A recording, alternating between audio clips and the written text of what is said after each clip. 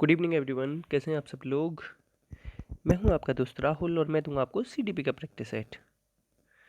शाम के बज रहे होंगे 7। ठीक है, मिक्स क्वेश्चंस होते हैं इसमें, हमेशा याद रखना। और एग्ज़ाम ऐसा कुछ नहीं होता कि कोई स्पेशल एग्ज़ाम टारगेट है। जितने भी टीचिंग एग्ज़ाम्स हैं ना, कोई सा भी दे लेना, सब में आएंगे ये।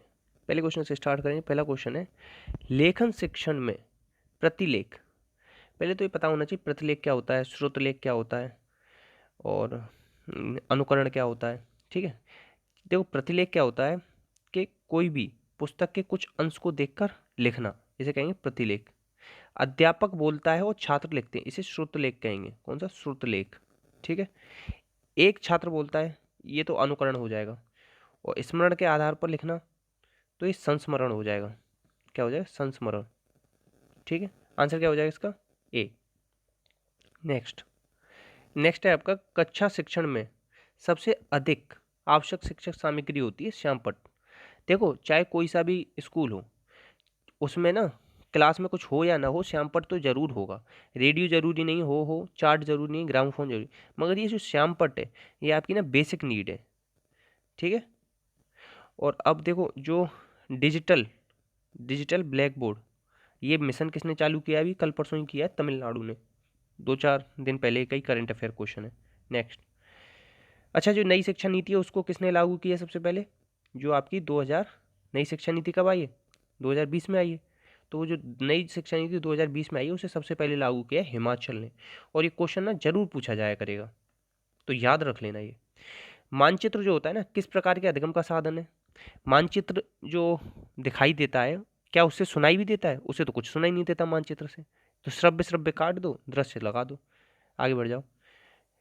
देखो, राम नाम काम शाम निम्न में से किस वाचन विधि के उदाहरण है?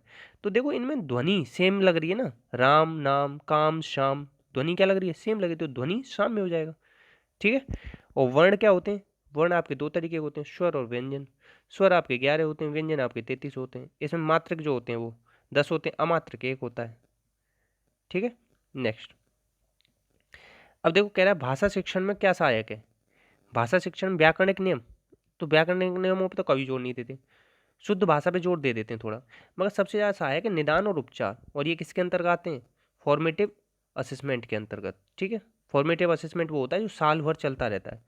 तो सबसे पहले तो हम निदान करते हैं। भाषा शिक्षण दे दिया, जैसे मैंने कुछ पढ़ा दिया आपको, तो फिर मैं निदान करूंगा, चेक करूंगा कि कोई कमी तो नहीं रह गई, या कमी क्या रह गई। जब मुझे पता पड़ जाएगा ये कमी है, तो फिर उसका उपचार कर दूंगा। इसी निदान को इंग्लिश में कहते हैं डायग्नोस करना। नेक्स्ट, एक बालक कहानी विधि से शिक्षण करने से उसके कौन सा कौशल विकसित होगा? कौन सी विधि है? कहानी विधि। तो वो क्या करेगा? सुनेगा ही तो कहानी को, तो कौन सा हो जाएगा? श्रवण कौशल। ठीक है, नेक्स्ट। एक छात्र की मौखिक अभिव्यक्ति की योग्यता का मूल्यांकन करते समय किस बात को आवश्यक नहीं मानना चाहिए? किसकी अभिव्यक्ति? मौखिक अभिव्यक्ति। तो देखो, शुद्ध उच्चारण जरूरी है। और एक चीज क्वेश्चन बहुत आता है कि शुद्ध उच्चारण कहाँ कब स्टार्ट करना चाहिए बच्चों को कराना? तो प्राथमिक से ही कराना स्टार्ट कर दो, ये फाइनल आंसर मान लेना इसका। ठीक है, पठन गति जरूरी है। ऐसा नहीं कि बहुत ही स्लो पढ़ रहा है या बहुत ही तेज तेज पढ़ रहा है ×2 की स्पीड से या ×4 की स्पीड से, वो भी सही नहीं होता। और देखो, जरूरी ये भी है कि लय के साथ गाए, सुर के साथ बोले। मगर देखो, यहाँ मौखिक अभिव्यक्ति की बात हो रही, और यहाँ लिखावट। लिखावट तो लिखित अभिव्यक्ति है, ये मौखिक कहाँ है? तो आंसर आपका ए हो जाएगा। समझ में आया आपको? आपसे ही तो कह रहा हूँ। ठीक है, अब देखो, ये राम गोपाल भंडार है, तो इन्होंने कौन सी विधि दी है? सीधे याद करने वाला क्वेश्चन है। रामकृष्ण जी ने विधि दी है व्याकरण। तो व्याकरण से व्या, इस तरीके से मैंने याद किया था, व्याकरण अनुवाद विधि। ठीक है, आंसर क्या हो जाएगा इसका? बी। नेक्स्ट नेक्स्ट क्वेश्चन है आपका, किस विधि के अंतर्गत भाषा के सभी कौशलों का विकास किया जाता है? तो ऐसी कौन सी विधि है भैया जिसमें सारे कौशलों का विकास हो जाएगा? ये होगा अनुकरण। क्या होगा? अनुकरण। अनुकरण सुनो, अब जैसे एक बच्चा बोल रहा है, तो मैं क्या कर रहा हूँ? सुन रहा हूँ, और सुन सुन के मैं लिख भी रहा हूँ। ठीक है, और इसी में व्याख्यान में क्या होगा? व्याख्यान में तो होगा नहीं ज़्यादा, तो आपका ये अनुकरण विधि ही है। ठीक है, याद करने वाला क्वेश्चन है थोड़ा सा ही। ठीक है, याद रख लेना। नेक्स्ट, प्राथमिक कक्षाओं के बालकों के लिए आपकी दृष्टि में सबसे ज़्यादा उत्तम क्या है? प्राथमिक कक्षा कहाँ से कहाँ तक? 1 से 5। और देखो, एक चीज़ क्वेश्चन बहुत आता है, मांटेसरी क्या कहती हैं? मांटेसरी जो जोड़ देती हैं, वो 3 साल से लेके बच्चों पे जोड़ देती हैं। मॉन्टेसरी कहती हैं 3 साल से बच्चे को पढ़ाना लिखाना उसकी शुरुआत करनी चाहिए। तो प्राथमिक कक्षाओं में सबसे ज़्यादा जो उपयोगी ना वो आगमन विधि। आगमन विधि में क्या होता है, उदाहरण से नियम की ओर जाते हैं, मूर्त से अमूर्त की ओर जाते हैं, विशिष्ट से सामान्य की ओर जाते हैं। इन्हें लिख लेना आप अपने में, ठीक है। तो इसी का जो उल्टा होता है, आगमन विधि का जो उल्टा होता है वो निगमन विधि होती है। निगमन विधि बड़ी क्लासों के लिए उपयोगी है। अब ये पूछा जाता है कि आगमन विधि का दोष क्या है, बहुत पूछा जाता है। तो इसका दोष है कि समय बहुत खर्च होता है इसमें, कि बहुत सारी छोटे छोटे एग्जाम्पल दोगे फिर समझेगा बच्चा। तो आंसर क्या हो जाएगा इसका ए। नेक्स्ट क्वेश्चन है, बालक को लिखना सिखाने से पहले क्या आवश्यक है? क्या सिखाना है आपको? लिखना। तो सबसे पहले तो आवश्यक है कि उसमें जिज्ञासा उत्पन्न की जाए। लिखने के लिए जिज्ञासा को पता है क्या कहते हैं? तत्परता। तत्परता का नियम दिया था ना किसने? थॉर्नडाइक ने। तत्परता किससे संबंधित होती है? रुचि से संबंधित। तो सबसे पहले अगर लिखना सिखा रहे हो तो उससे जरूरी है कि उसमें तत्परता पैदा करो, ठीक है। आंसर क्या हो जाएगा? सी। नेक्स्ट, कहानी सुनने से बच्चे की कल्पना शक्ति और चिंतन शक्ति प्रसन्न होते हैं। केवल एक पक्ष की बात कर रहा है। एकाग्रचित होते हैं कहानी सुनने में, ये एक पक्ष की बात कर। अनुशासित होते हैं, ये तो हम ध्यान देते ही नहीं। आंसर क्या हो जाएगा? कहानी। जैसे देखो, मैंने कहा भी कि पृथ्वीराज चौहान थे, कहाँ के थे? अजमेर के थे। उन्होंने किसको? गौरी को बहुत बार हराया। तो आपके दिमाग में आएगा कि यार गौरी कौन था, कितने बड़े और भारी भरकम इंसान होंगे पृथ्वीराज, उन्होंने इतनी बार हरा दिया और जयचंद ने उन्हें धोखा दिया। तो आपके दिमाग में ना एक इमेजिनेशन बनने लग जाएगी कि कैसे लड़ाई हो रही होगी, कैसे भाले से वो मार रहे होंगे। समझ रहे हैं ना आप? और इससे चिंतन करोगे फिर बाद में कि यार कितनी पहले लड़ाइयाँ हुई हैं, कैसे अपने देश ने स्वतंत्रता प्राप्त करी है, और कैसे अपने देशों पे विदेशी लोग आए, उन्होंने राज किया, कैसे अपने ये जयचंद जैसे लोगों ने धोखा दिया। तो इसे आप चिंतन भी करोगे, ठीक है। तो आंसर क्या हो जाएगा इसका? ए। समझ में आया है? अच्छा लगा हो तो प्लीज़ बताना। इस तरीके की कहानियों से समझा दिया करूँगा। भाषा सीखने के लिए कौन सा कारक सबसे ज़्यादा महत्वपूर्ण है? भाषा सीखने के लिए तो सबसे ज़्यादा महत्वपूर्ण है व्याकरणिक नियम। देखो, हम लोग ना इंग्लिश सीखते हैं, व्याकरणिक नियमों को ना रट रट के हम परेशान हो गए। क्या कभी हमें इंग्लिश बोलना आ गई? नहीं आती कभी व्याकरणिक नियमों से, ठीक है। और वैसे भी सबसे पहले कोई भी भाषा सीखनी है तो सबसे पहला स्टेज होती है लिसनिंग। और हम कहाँ से स्टार्ट करते हैं? राइटिंग। हम आखिरी से शुरू करते हैं।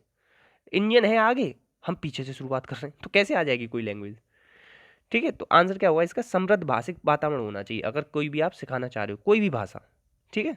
समृद्ध भाषिक वातावरण क्या? उसमें बाला का यूज करो, building as learning add.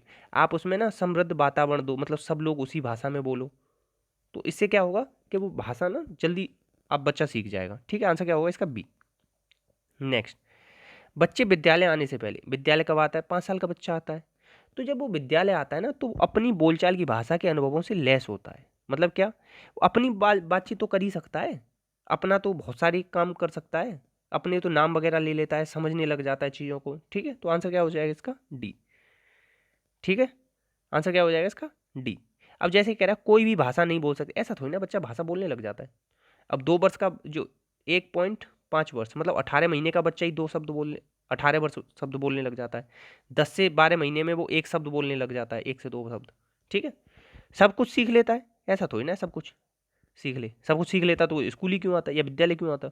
Next, Suhas पढ़ते समय क्या कठिनाई करता है? कठिनाई करता है वो नहीं, सुहास पढ़ते समय कठिनाई करता है। पढ़ने से क्या संबंधित है? डिसलेक्सिया। लिखने से होता तो डिस्ग्राफिया।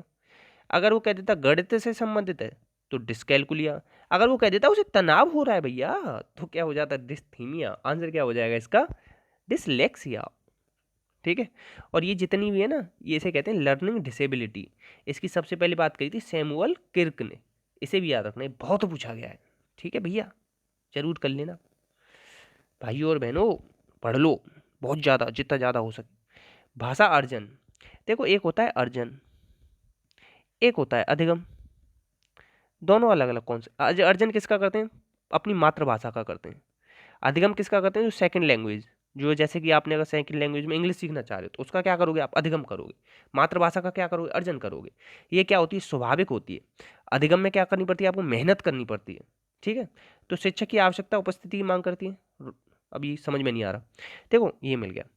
अर्जन जो होता है ना, सहज स्वाभाविक कहा था ना मैंने, यहाँ सहज होता है, स्वाभाविक होता है। और जो प्रयासपूर्ण होता है ना, ये अधिगम होता है। क्या होता है? अधिगम।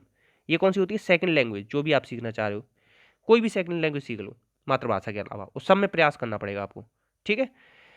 अब देखो भाषा की कक्षा में ही संभव है, भाषा की घर पे ही बैठ के, अब घर पे घर लोगों के साथ ही कर लेता है अर्जन तो बच्चा, ठीक है, जब तो वो ऊपर वाले क्वेश्चन में कि अपनी भाषा से लैस होता है तभी तो हो पाता है, क्योंकि घर पे भी सीखता है।